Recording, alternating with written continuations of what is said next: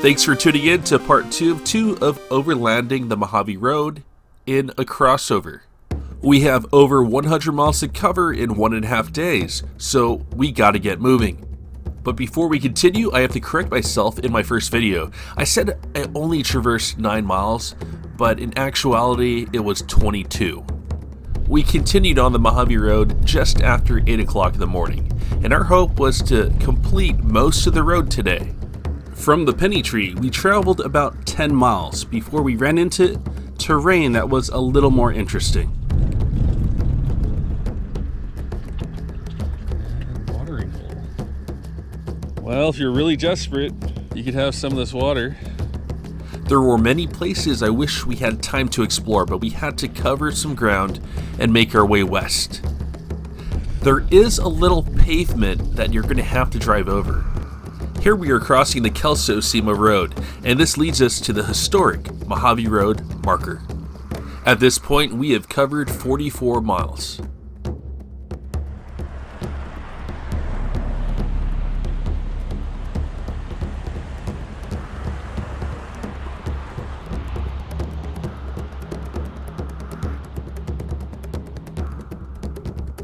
Head down this road for 6 miles and you'll come across a beautiful place to camp out.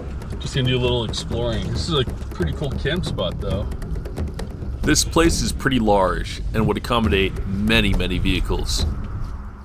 Also, these rock formations are stunningly beautiful, and to scramble up to the top of this hill would make for some good exercise. But we didn't have time for that. We're making our way over to the lava tubes.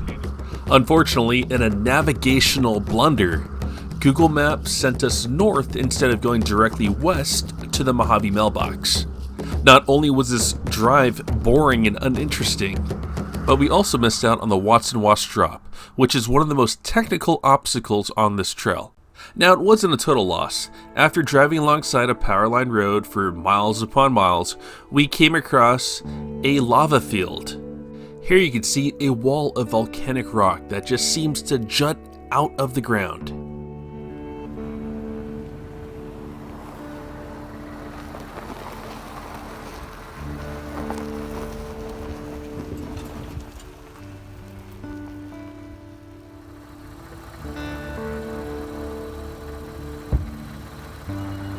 A crossover is a type of vehicle with unibody construction that is often based on a platform shared with a passenger car.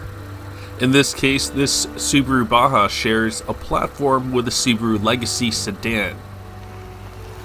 Vehicles like my 2019 Honda Passport, the Pilot, and the Honda Ridgeline are not based off of a passenger car chassis. Technically, they are considered unibody SUVs, while in the case of the Ridgeline, it would be a unibody truck. Now, some of you will also know that the Honda Odyssey shares the same platforms with the Pilot, Passport, and Ridgeline. That is true.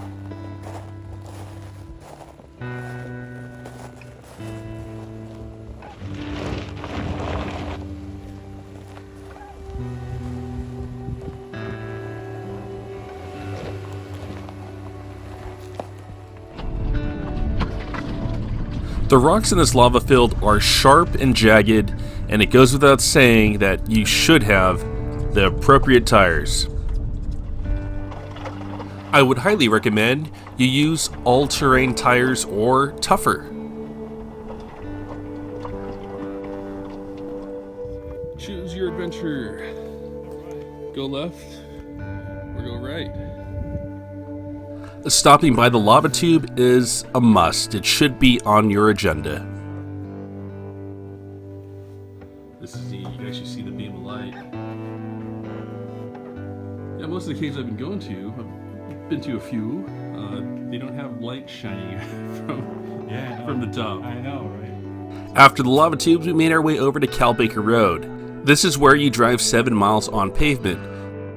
We didn't feel like airing down and then having to air back up, so what we did is we just drove down this road at 35 miles per hour. The speed limit is 55, so when we came across 2 vehicles behind us, we just pulled over and let them pass.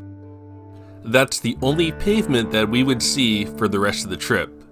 and we have many more miles on dirt to cover, which I have no problem with. We are now past the midway point. In this area, there's a lot of corrugated roads and whoop-de-doos. This goes on for about 10 miles. Now, when you're in a remote area, you should be careful about your shocks. It doesn't matter what you drive. Actually, Edmonds did a test out in Death Valley at the Racetrack Playa, which is a 27-mile corrugated road. They took a 2017 Toyota TRD off-road Tacoma, a Nissan Titan XD, and a Honda Ridgeline. They didn't disclose at what speed they were driving, but less than halfway through, the Toyota TRD off-road had all 4 shocks blown up, and moments later, the Nissan XD had all its shocks melt and blow up. And at that point, the Honda Ridgeline still had all 4. At the end of their drive at the Racetrack Playa, the Honda Ridgeline did lose 1 shock. And if you ask me, if you lose 1 or 4, you failed. So if you're going to be going down a long corrugated road, then take it easy and take breaks so that your shocks should cool off. Unless you have some fancy Fox Shocks 2.0 or whatever it's called, then you go on with your bad self. At 3:45 in the afternoon, we are nearing Soda Lake. We had made a call that the trail was dry enough to where we think we had a chance to cross Soda Lake. During wet weather, this part of the trail is impassable. Oh, found a little mud pit right here. So water may exist. Still about 1.2 miles away from, I guess, Soda Lake. But just kind of looking at this, the scene right now,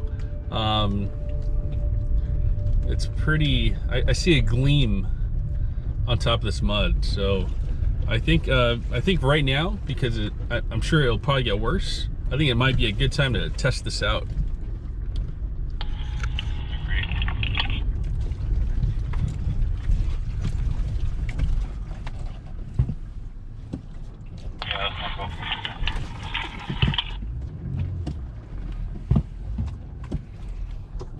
Okay, so it's pretty hard. That's a good sign, but not sure how much worse it gets later on.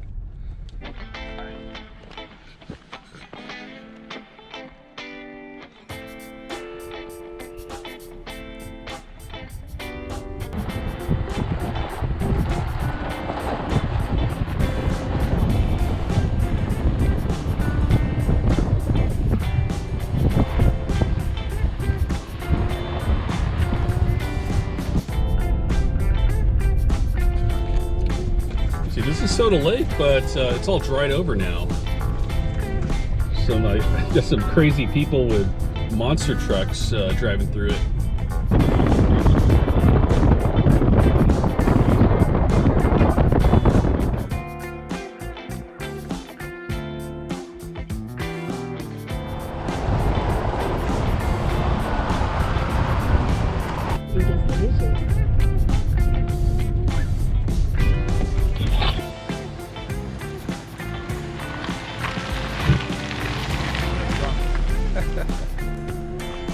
There it is.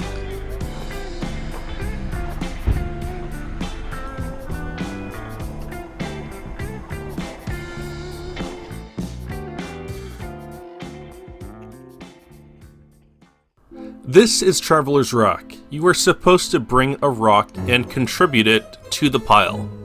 I forgot to bring one, but luckily I've watched enough Lord of the Rings to know I could conjure one up.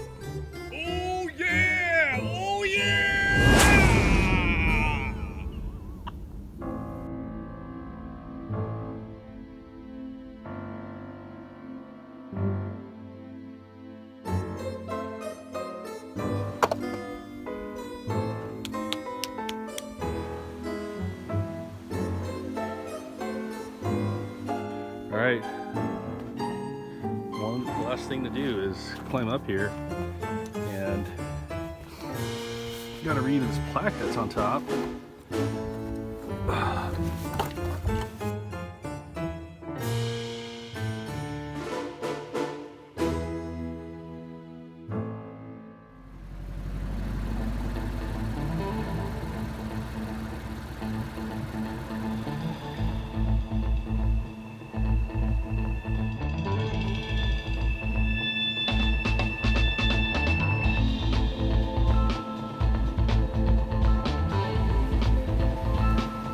So you can start to see here that the sun is going down. These dirt bikers over to the right are setting up camp. We should have done the same, but we decided to push on. Admittedly, that was a mistake. You should not try to navigate the Mojave Road in the dark, unless you have some really awesome lighting, which we both didn't. But check out my Instagram. I actually posted videos of a little project I did where I built ditch lights into my side mirrors. I will make a YouTube video on how to do this later. Alright, slow. Alright, straighten out. Okay. Alright, you're good. Okay. Yep. Navigating in the dark is not fun at all. My advice is set up camp before nightfall. Yeah, there you go. The worst part about navigating this section in the dark is that Afton Canyon is such a beautiful place. I don't have any camera or dash cam footage, but we just made our way over to the Mojave River crossing and camped out right before it. We were pretty exhausted. We've been on the road for about 10 to 12 hours, and so we are ready to call it a night. So with that said, we'll see you in the morning.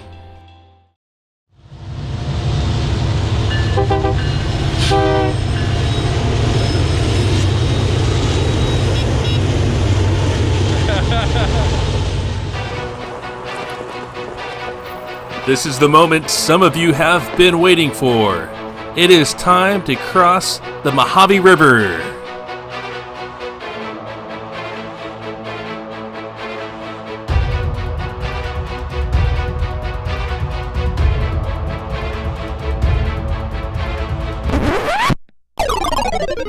Just kidding, the river crossing was 50 inches deep and we did not want to mess up our interior. Even if we could cross it, we did not want to.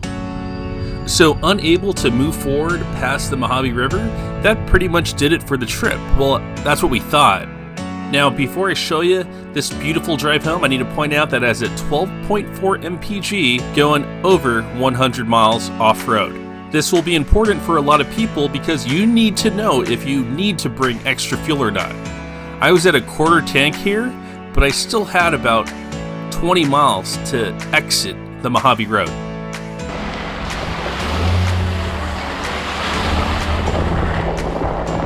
This is Afton Canyon, and it's a spectacular place. Magnificent would be another word that comes to mind.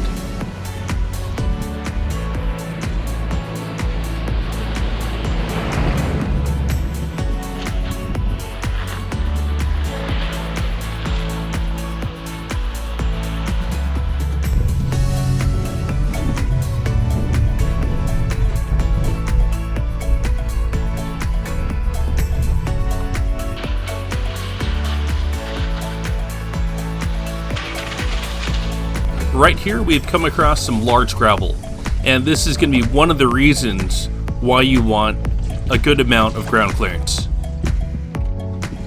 This right here is literally part of the trail, so after some rains it will be a little wet.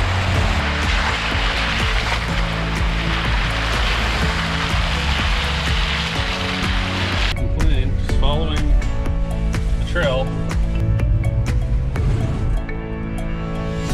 So that does it for this trip to the Mojave Road. Besides some extra pinstripes, my 2019 Honda Passport got through unscathed. But just keep in mind, I'm 2-inch lifted with 2-inch taller tires. My buddy Mohammed in his 2005 Subaru Baja really put his skid plates to use. This trip was a testament on how important skid plates could be. As mentioned in my first video, I think 10 inches would put you at a really good place where you won't take trail damage.